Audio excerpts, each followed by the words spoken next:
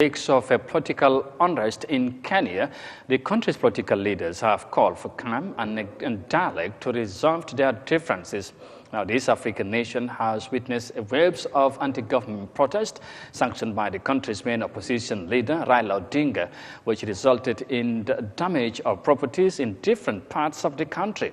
Now, the latest agreement between the government and the opposition has been widely welcomed, which will allow businesses to thrive after weeks of closure. Here's more details of that in this report. For the last 2 weeks, business activities in Nairobi and other parts of Kenya have been severely disrupted as anti-government protests hit the East African nation. But late Sunday, leader Raila Odinga suspended the demonstrations after the government extended an olive branch for talks to resolve the crisis. And therefore, in these circumstances, and in view of the recent events that led to loss of life and destruction of property in the demonstrations that have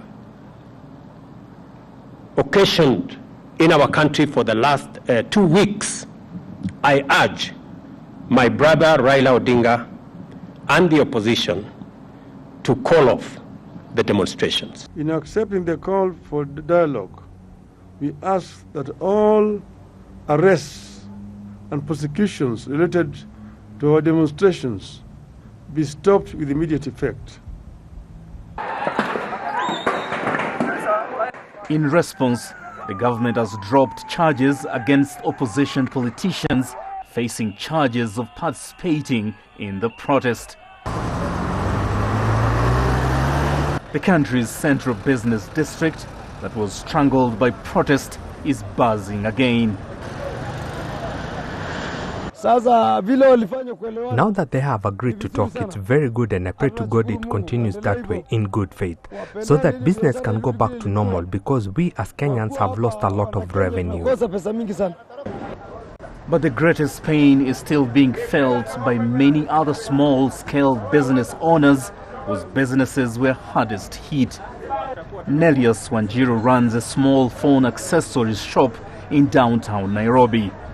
With her savings fast depleting, Wanjiru wasn't sure how much longer she could hold on. Business was so bad last week because of the protests. We had to close due to running battles with the police, but at least now we hope for the best. It's still too early to put an exact figure on the losses suffered by businesses in the suspended Kenyan protest. But small-scale business operators say at least 50% of their revenues were affected. For now, many businesses remain counting the economic cost and financial toll of the protest that threatened East Africa's biggest economy.